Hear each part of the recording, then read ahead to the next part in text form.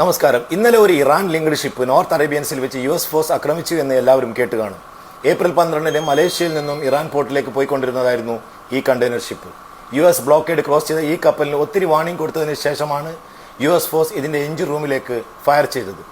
All crew evacuate എന്ന് പറയുന്നതും നമുക്ക് ഈ ഷിപ്പിന്റെ എഞ്ചിൻ റൂമിൽ ഞങ്ങൾ വലിയൊരു ഹോൾ ഉണ്ടാക്കി എന്നാണ് ട്രംപ് പറഞ്ഞത്. എന്തായാലും ഷിപ്പിന്റെ എഞ്ചിൻ ഡാമേജ് ആയിട്ടുണ്ട്. ഇനി ഈ ഷിപ്പ് ടോ ചെയ്ത് കൊണ്ടുപോകണം. ഇപ്പോൾ ഈ ഷിപ്പ് അമേരിക്കയുടെ കസ്റ്റഡിയിലാണ്. പരസ്പര ധാരണയുടെ ലംഘനവും സൈന്യത്തെ ഉപയോഗിച്ചുള്ള ഒരു കൊള്ളയുമാണ് ഇതെന്നാണ് ഇറാൻ പറഞ്ഞത്. രണ്ടാം ഘട്ട സമാധാന ചർച്ചയ്ക്കായി പാകിസ്ഥാനിൽ വരിക, അതേസമയം ഇറാന്റെ കപ്പലുകളെ ആക്രമിക്കുക. ഇതിൽ നിന്നും അമേരിക്കയുടെ നയവും അവ്യക്തമാണ്. ഭീഷണിപ്പെടുത്തിയുള്ള ഒരു ചർച്ചയ്ക്കും ഞങ്ങൾ തയ്യാറല്ല എന്ന് ഇറാൻ വ്യക്തമാക്കുകയും ചെയ്തു. ഇനി വേറൊരു കാര്യം പറയാം. ഇപ്പോൾ നമ്മൾ സാറ്റലൈറ്റ് പിക്ചേഴ്സ് നോക്കുകയാണെങ്കിൽ ഹോർമോസിൽ നമുക്ക് ഓയിൽ സ്പിൽ കാണാം. ടാങ്കർ ഷിപ്പുകൾക്ക് നേരെയുള്ള ആക്രമണം മൂലമാണ് ഇങ്ങനെ ഓയിൽ സ്പിൽ ഉണ്ടായിട്ടുള്ളത്.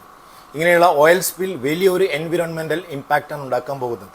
അത് നമ്മളെയൊക്കെ എങ്ങനെയാണ് ബാധിക്കുന്നത്? ഇങ്ങനെ കടലിൽ ഓയിൽ സ്പിൽ ഉണ്ടായാൽ അവിടെയുള്ള മെറൈൻ എനിമൽസ്, പ്ലാന്റ്സ്, ഫിഷസ് എല്ലാം നശിക്കും. ഡോൾഫിൻ, വെയിൽസ്, ടോട്ടസ് എല്ലാത്തിനെയും കൊല്ലും. കോറൽ റീഫ്സ് എന്നേക്കുമായി ഇല്ലാണ്ടാവും. പക്ഷികളുടെ ചിറകുകളിൽ ഈ ഓയിൽ പെട്ടാൽ അതിനൊരിക്കലും പിന്നെ പറക്കാൻ കഴിയില്ല. ടോക്സിക് കെമിക്കൽസ് എന്നേക്കുമായി സീ ബെഡിൽ അടിഞ്ഞുകൂടും. Beaches, coastal business, fishing industry എല്ലാത്തിനെയും എഫക്ട് ചെയ്യും. കടൽ വെള്ളം ശുദ്ധീകരിച്ച് ശുദ്ധജലമാക്കി ഉപയോഗിക്കുന്ന ഗൾഫ് നാടുകളെ ഇത് വലിയൊരു ഇമ്പാക്റ്റ് ആണ് ഉണ്ടാക്കാൻ പോകുന്നത്. ഇനി ഓയിൽ സ്പിൽ മേജർ ആണെങ്കിൽ അത് അറേബ്യൻ സീയിലേക്ക് സ്പ്രെഡ് ആവാനും അതേപോലെ അത് ഇന്ത്യൻ കോസ്റ്റൽ ലൈഫിനെ ബാധിക്കാനും സാധ്യതയുണ്ട്. നിങ്ങൾ കപ്പൽ ജീവനക്കാർ അറിയാതെ കുറച്ച് ഓയിൽ കടലിലേക്ക് പമ്പ് ചെയ്തു പോയാൽ അത് ഈവണെ ഒരു ബക്കറ്റ് ഓയിൽ ആയാൽ പോലും ഞങ്ങൾക്ക് ആജീവനാന്ത ജയിലാണ്. അങ്ങനെ ജയിലിൽ കഴിയുന്ന വിവിധ രാജ്യങ്ങളിലായി ഒത്തിരി സീഫറേഴ്സ് ഉണ്ട്. ഇപ്പോൾ ഹോർമോസിൽ ഒത്തിരി വലിയ വലിയ ടാങ്കർ ഷിപ്പുകൾ കുടുങ്ങിക്കിടക്കുകയാണ്.